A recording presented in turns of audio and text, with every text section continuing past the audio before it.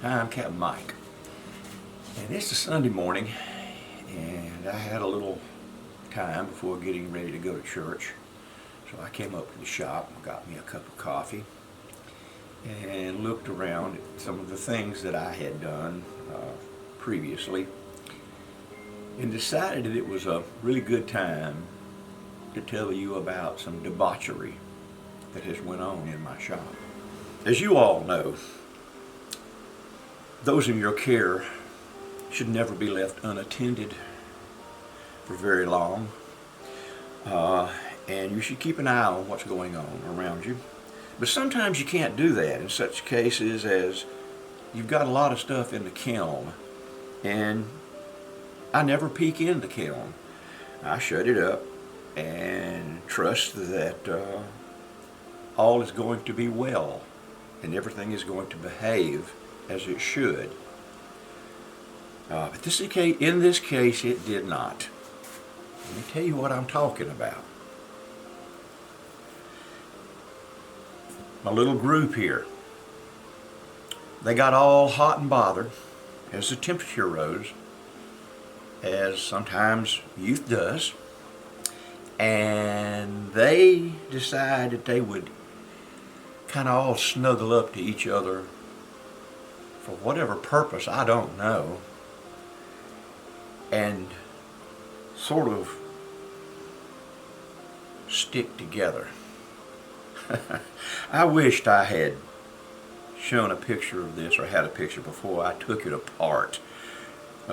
They were stuck, not in this exact configuration, but awfully close. Everything was stuck to my jug here. And of course the top wasn't on the jug, it was somewhere else. But all these things were stuck to themselves and to the jug. And I said, oh my goodness, what am I going to do? Well, I pried them apart. Nothing to lose here. It's already done. The sin has been committed. So what are we going to do to rectify all these little problems that we have? Well, I'm going to explain that to you.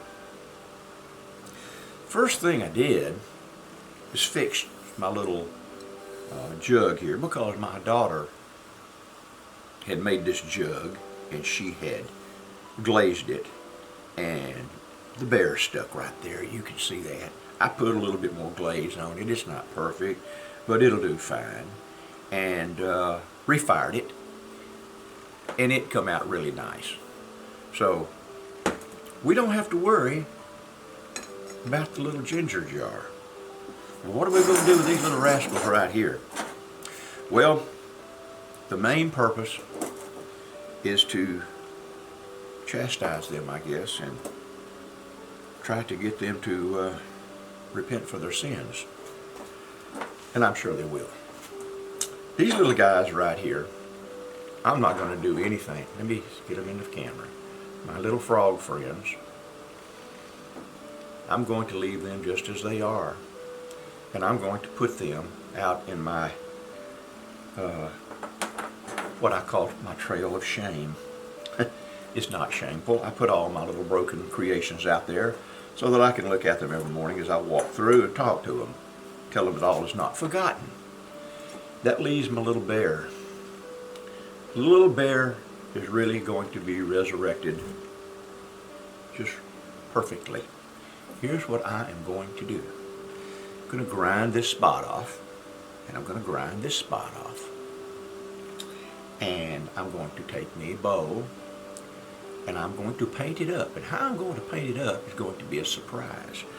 And I'm going to grind out a depression in the belly here, and I'm going to marry the bowl right there till it reaches, his lip comes over it, and then I'm going to glaze it all together, just like that. But it'll be pushed in his little belly, and hopefully that is going to make a nice little figurine that I can give to my daughter. Now, something to point out here, because I am quite proud of it, and I hated that it happened on this piece. This is an example of some of my ash glaze that I have written about. It never turns out exactly the same on anything, but this time it came out on a piece of white clay, and it came out really, really shiny and a nice shade of kind of olive green. So that's what you get if you care about ash glazes.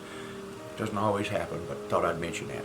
So let's go ahead and do the repairs on my little bear buddy here, and glaze up, get this pot ready to glaze up, stick it all in the kiln, and I'll come back and show you about what it looks like, show you how it looks, and we will go on from there. Well, I'm back, and the day is just about gone. It's a little later in the evening, and I have finished working on the stuck together project, and hopefully they have redeemed themselves somewhat. So without further ado, let me show you what we have. Well, here we are. Here's my little bear. And yes, he looks like a knockoff of Winnie the Pooh. And I was kind of trying to get there with that because my daughter is real fond of Winnie the Pooh. And I thought it worked. So this is what we have. I stuck him together just fine. The glaze held him together, and I had a little bit of an issue with the yellow glaze that I was using on the inside for the honey. It just didn't show up. So I cheated. I used some acrylic paint because I wanted to get this video done, and it's okay. You have a little artistic license when you do this. So my little teddy bear is feeling good about himself now, and I don't think he's going to get in any more trouble. So there you have him. I hope y'all liked the little bear. But wait, there's more. Not going to forget about my little frogs, my little frog buddies. You know, I told you I was going to put them outside, and I will. This one had the little hole in his belly, and I painted it blue. I went ahead and doctored him up a little bit. He just kept complaining about he felt so naked, and he was ashamed of what he'd done, just like this one was. So I painted their little fingers blue and got them ready to go outside, and they will grace my path of broken ceramics, or whatever you want to call it. So folks, I'm glad that y'all watched this video, and I hope you found it entertaining, and you know, you get all these things, and I hope you found it entertaining and that you like little bears. Just goes to show you what you can do when things stick together in the kiln, and you tap them apart and you give them a little kiss and tell them that you're sorry that they acted ugly and misbehaved, and fix them. So there we go, folks. I'm Captain Mike, and this is my video, and I appreciate y'all watching. I'm out of here. Thank you.